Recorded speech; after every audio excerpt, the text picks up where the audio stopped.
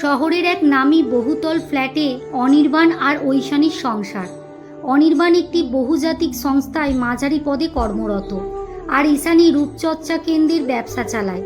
তাদের একমাত্র ছেলে আর্য স্থানীয় একটি নামী ইংরেজি মাধ্যম স্কুলের ছাত্র। সেদিন সন্ধ্যাবেলা ঐশানী পার্লার থেকে ফিরে ড্রয়িং রুমে পা রাখতেই অবাক হয়ে গেল। সোফায় একটি পুরনো ট্যাঙ্ক আর কিছু তাসের মতন ছড়ানো কাপড়ের পুঁটলি রাখা, আর তাদের পাশেই জড়সড় হয়ে বসে আছেন এক বৃদ্ধা, যার পরনে একটা মলিন সুতির শাড়ি। বৃদ্ধার মাথা নিচু, তার মুখটা স্পষ্ট দেখা যাচ্ছে না।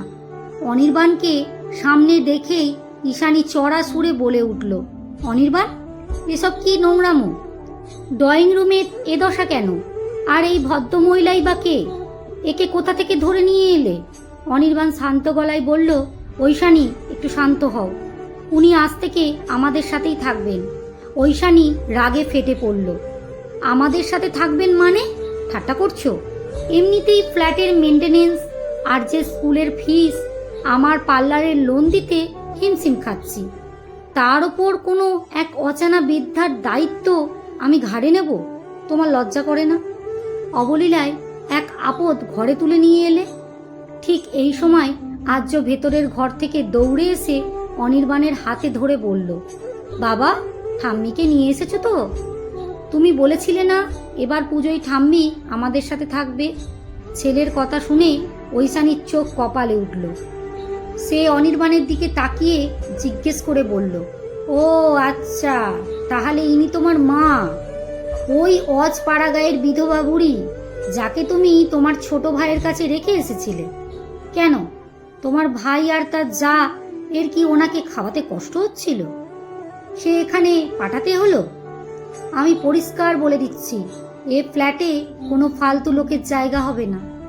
আজই ওনাকে ওনার ছোট ছেলের কাছে ফেরত দিয়ে এসো, নয়তো আমি আর্যকে নিয়ে বাপের বাড়ি চলে যাব।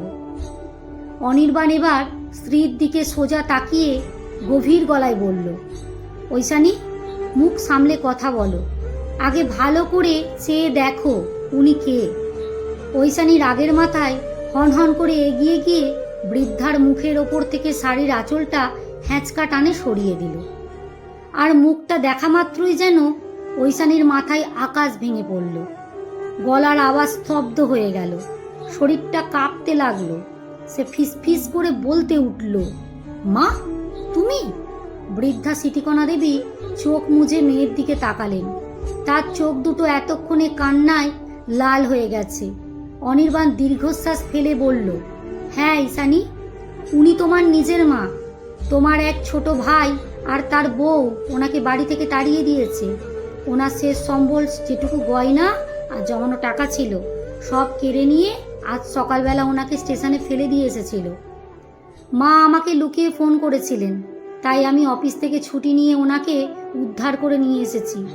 মায়ের এই অবস্থা দেখে ঐশানীর মনের ভেতরের অহংকার নিমেষে ধুয়ে গেল। সে তীব্র অপরাধবোধে ভুগতে লাগলো।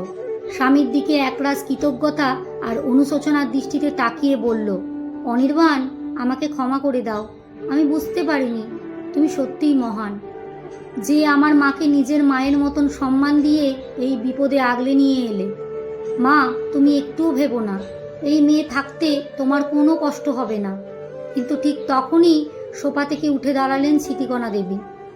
মেয়ের বাড়িয়ে দেওয়া হাতটা সরিয়ে দিয়ে তিনি জামাই অনির্বাণের দিকে তাকিয়ে বললেন, বাবা অনির্বাণ, তুমি আমার ভাঙা বুকটা জুড়িয়ে দিয়েছ, কিন্তু আমি এ বাড়িতে এক মুহূর্তও থাকবো না।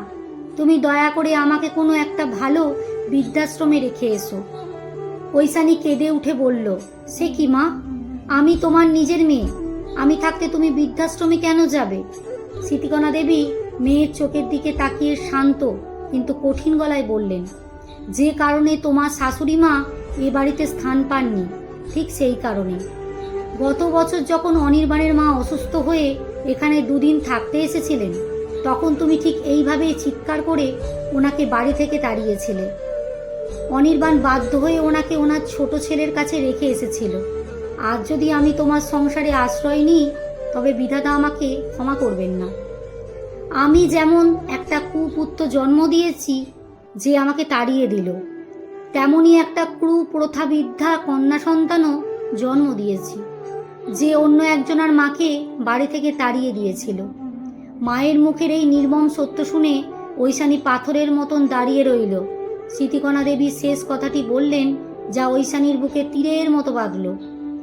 আজ তুই মনে মনে প্রস্তুত হ ঈশানী। তুই আজ তোর শাশুড়ির সাথে যা করেছিস, আমি আজ নিজের ছেলের থেকে সেটাই ফেরত পেয়েছি। আর তোর ছেলেও কিন্তু আজ দাঁড়িয়ে দাঁড়িয়ে সবটা দেখলো। তুই যেমন বীজ বুনেছিস তেমনই ফল পাবি। ভবিষ্যতে তোকেও যেন বৃদ্ধাশ্রমের পথ ধরতে না হয়, সেই প্রার্থনা করিস।